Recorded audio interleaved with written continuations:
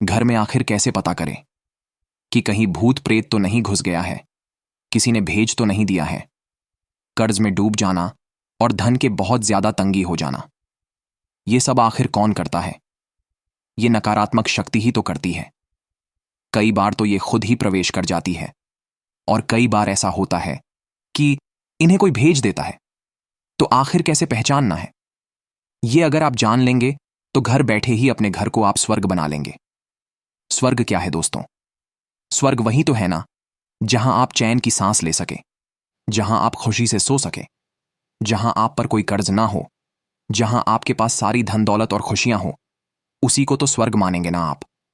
तो यही चीज आपको भगवान देना चाहते हैं। बस गलती यही हो जाती है कि नकारात्मक बुरी और गंदी शक्तियां पीछे लग जाए तो आदमी का गधा ही बना डालती है। फिर आदमी चाहकर भी कुछ कर ही नहीं पाता, सुख से रह नहीं पाता। सारा धन तो उसका बीमारी में ही खर्च हो जाता है।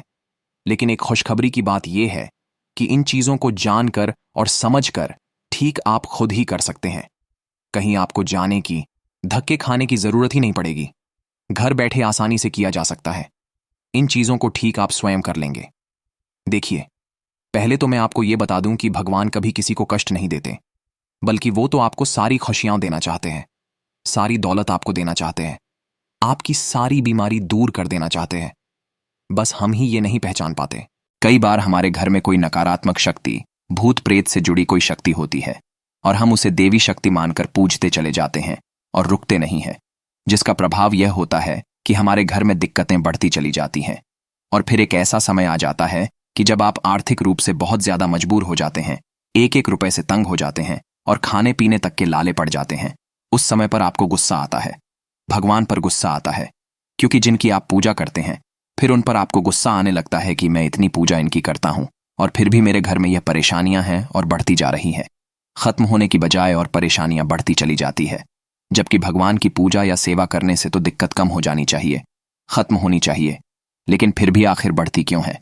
तो आज की वीडियो में मैं आपको जो बताऊंगा इसी बारे में कि आप कैसे जान सकते हैं कि कोई शक्ति है या फिर कोई प्रेत तो आपके घर में नहीं घुस गया है।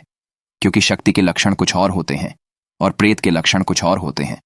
दोनों के लक्षण आपको पता होंगे, तभी आप यह फर्क कर पाएंगे कि कोई शक्ति है या फिर कोई प्रेत है। आपके घर में अगर कोई प्रेत है तो उसको हटाना बहुत जरूरी है, उसको निकालना बहुत जरूरी है, नष्ट करना बहुत जरूरी है। और आप भी उसे प्रेत को अपने घर पर ही नष्ट कर सकते हैं। और लास्ट में मैं इसकी एक वो विधि भी बताऊंगा कि कैसे हर प्रकार के प्रेत को नष्ट किया जा सकता है। अब आप ये देखिए कि जब भी घर में प्रेत घुस जाता है तो सारी चीज घर की बिगड़ने लगती है। घर का मुखिया भारी कर्ज में डूबने लग जाता है, लाखों कमाकर भी वो संतुष्ट नहीं होता और कर्ज में डूबा रहता है। उसके जीवन में आए दिन कारोबार और दुकानदारी से जुड़ी सारी तमाम परेशानियां आने लगती है। तो आपको घबराना नहीं है, इस वीडियो में विस्तार से सब समझ लीजिए, आपकी सारी परेशानी दूर हो जाएगी। लेकिन उससे पहले आपको बता दें कि अगर आप हमारे चैनल में नए हैं तो जल्दी से स्पिरिचुअल ट्री चैनल को सब्सक्राइब करके रखिएगा, जिससे खास वीडियो आपको मिलती रहेंगी। वीडियो को लाइक करके आप ओम नमः शिवाय भी जरूर लिख दीजिए। तो आइए फिर आपको बताते हैं कि कैसे आखिर आप पहचान सकते हैं कि घर में कौन है, कोई शक्ति है या फिर कोई प्रेत। तो देखिए दोस्तों, सबसे पहले मैं आपको 6 लक्षण ऐसे बताने जा रहा हूं जो लक्षण आपको बताते हैं कि आपके घर में शक्ति नहीं है, आपके घर में कोई प्रेत है। शक्ति के जो लक्षण होते हैं वह अलग होते हैं और प्रेत के लक्षण अलग होते हैं। सबसे पहला लक्षण यह होता है कि, और खासकर अधिकतर महिलाओं को यह लक्षण दिखाई देता है, और महिलाओं को ही इसीलिए दिखाई भी देता है क्योंकि वो घर की लक्ष्मी है, घर की देवी है, इसीलिए सब उन्हें ही पहले आभास होता है। होता इस प्रकार है कि उनको सपने में बच्चे दिखाई देते हैं, खेलते हुए बच्चे दिखाई देते हैं, छोटे मोटे बच्चे दिखाई देते हैं। और जब उन्हें बच्चे दिखाई देते हैं और 2-3 दिन बाद उनका बच्चा खराब हो जाता है, जो पेट में पाल रहा है, जो गर्भ उन्होंने धारण किया है, वो खराब हो जाता है। तो यह सबसे पहला लक्षण है। इससे आप समझ सकते हैं कि आपके घर में कोई प्रेत, कोई नकारात्मक शक्ति है। यह बहुत से लोगों के साथ ऐसा होता है कि उनको सपने में बच्चे दिखाई देते हैं और देखते ही वह बहुत खुश हो जाते हैं कि बच्चे दिखाई दे रहे हैं। क्योंकि माँ ने अगर गर्भ धारण किया है या किसी भी महिला को गर्भ धारण घर में अगर होता है और बच्चे दिखाई दे जाए हैं तो वो नकारात्मक शक्ति होती है, जो अधिकतर ऐसे ही सपने दिखाती है और फिर बच्चों को खराब कर देती है। अगर आपको ऐसा सपना दिखाई दे तो सावधान हो जाइए, ये एक प्रेत या मसान का लक्षण होता है। दूसरा लक्षण होता है, अगर आपको सपने में ऐसे सपना दिखाई दे जिसमें आप संभोग के दृश्य देख रहे हैं और यह सपना महिलाओं को भी दिखाई देते हैं और पुरुषों को भी दिखाई देते हैं। संभोग के दृश्य दिखाई देते हैं कि उनके साथ कोई सहवास कर रहा है, संभोग कर रहा है। ये जो सपना है, ये रात को भी दिखाई देते हैं और दिन को भी दिखाई देते हैं। कई बार अलग अलग रूप में आपको ऐसा दिखाई देता है कि कोई आपसे संभोग कर रहा है। कई बार रिश्तेदारों के रूप में दिखाई देता है, पड़ोसी के रूप में दिखाई देता है, आपके घर के पति पत्नी के रूप में दिखाई देता है। और फिर जब उनकी आंखें खुलती हैं तो उनका शरीर इतना टूट चुका होता है जैसे उनको बहुत पिटाई की गई हो। उनका शरीर इतना दर्द करता है, कमर में दर्द, जोड़ों में दर्द होने लगता है। कहने का मतलब है कि पूरे शरीर में दर्द सा होने लगता है और उदासी सी या दुख सा लगने लगता है। तो ये संकेत बताता है कि आपके घर में कोई नकारात्मक शक्ति है। प्रेत आपके घर में ही मौजूद है। आपके घर में कोई ना कोई नकारात्मक शक्ति जरूर है। आप ये देखिएगा कि जब भी घर में कोई नकारात्मक शक्ति होती है तो उस घर के सब लोग नकारात्मक ही सपने देखने लगते हैं। इसीलिए हमने पिछले वीडियो में बताया भी है कि हवन आदि करते रहना चाहिए। गायत्री मंत्र से तो अभी पहले दूसरे और लक्षण जान लेते हैं।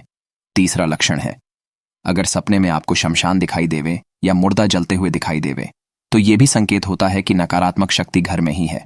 चौथा संकेत है, अगर सोते समय आपको ऐसा लगे कि कोई आपके ऊपर बैठ गया है, छाती पर बैठ गया है, तो आप तुरंत समझ जाए कि यह नकारात्मक शक्ति का ही संकेत है। आपको ऐसा लगे कि कोई गाला दबा रहा है या सर पर आपके किसी ने बोझ रख दिया है तो आपको समझ जाना चाहिए, क्योंकि ये सब बेकार चीज जिन्हें अनुभव करके केवल कष्ट और दुख ही मिलता है। ये चीज केवल एक नकारात्मक शक्ति ही दिखाती है।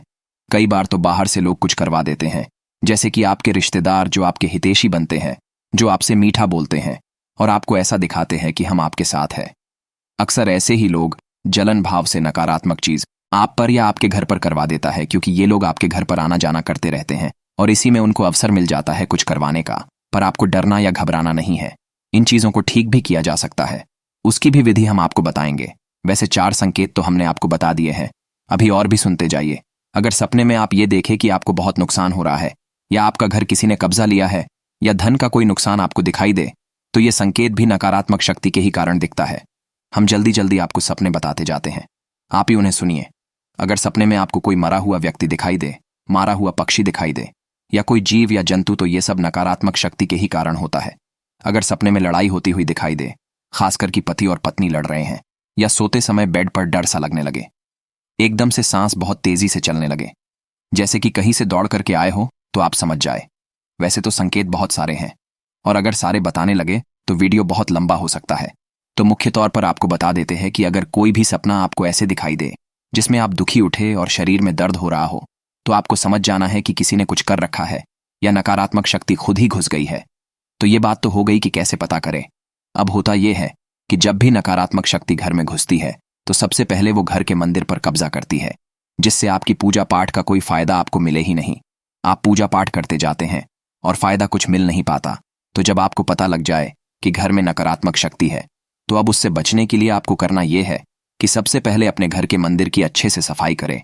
सारी मूर्ति और सारी तस्वीर निकाल के बाहर रखें और उन्हें गंगा जल में धोकर थोड़ा धूप में 10 मिनट के लिए रख दें। उसके बाद वापस अच्छे से सफाई करके उन्हें एक एक करके घर के मंदिर में रखते जाए और सभी कपड़े जो आप पूजा पाठ में इस्तेमाल करते हैं उन्हें भी सफाई करें। और जिस दीपक में आप ज्योत जलाते हैं उसका साफ होना बड़ा जरूरी है, इसलिए नींबू से उसकी सफाई आप जरूर कर लेना।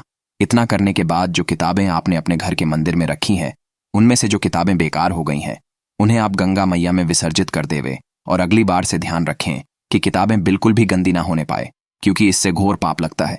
क्योंकि सरस्वती देवी का वास इन किताबों में माना जाता है और जब वही रुष्ट हो जाएंगी तो कैसे जीवन में खुशियां आएंगी। गलती की शुरुआत हमेशा केवल हम सब अपने घर से ही तो करते हैं, तभी बाहर की नकारात्मक शक्ति को मौका मिलता है। इसीलिए जितनी बात हम आपको बता रहे हैं, इन सब बातों को आज ही कर लीजिएगा। केवल इतना ध्यान रखने से किसी भी प्रकार की नकारात्मक शक्ति घर में और पूजा घर में नहीं घुसती है। इसी के साथ महीने में एक बार अपना नियम बना ले कि घर के सब लोग खीर का भोग लेके बैठेंगे और हवन करेंगे। शुक्रवार के दिन माता गायत्री के नाम से उनके गायत्री मंत्र से केवल 108 बार हवन सामग्री में घी मिलाकर आहुति देने से ही हर प्रकार के क्लेश और कष्ट खुद ही मिट जाते हैं। गायत्री मंत्र की बड़ी महिमा शास्त्रों में और वेदों में गाई गई है, इसलिए इसका आप विशेष रूप से ध्यान रखें। इसी के साथ चंडी पाठ या दुर्गा सप्तशती का पाठ करना आपको अनिवार्य है, क्योंकि माँ दुर्गा का पाठ जिस घर में होता है उस घर में नकारात्मक शक्ति घुस भी नहीं सकती है। कोई बाहर से कुछ करा नहीं पाता है। दुश्मन चाहे लाख कोशिश करे तब भी आपका कुछ बिगाड़ नहीं पाता है। इसलिए दुर्गा सप्तशती का पाठ अवश्य किया करे, या फिर महाकाली के मूल मंत्र का जप भी जहां होता है वहां भी नकारात्मक प्रेत या नकारात्मक शक्ति घुस भी नहीं सकती है। इसीलिए इन चीजों का आप अवश्य ही ध्यान रखें और अपने घर में सुख और शांति हमेशा बनाए रखें। इस वीडियो को अन्य लोगों के साथ भी शेयर जरूर कर दीजिएगा, जिससे सभी लोग जानकारी का लाभ उठा सके और अपने जीवन में शांति पा सके। आज का वीडियो कैसा लगा कमेंट में जरूर लिखिए, इससे हमारा आत्मविश्वास बढ़ता है और हम आपके लिए और अच्छे वीडियो लेके आते हैं। तो मित्रों, अब हमें आज्ञा दीजिए। ओम नमः शिवाय।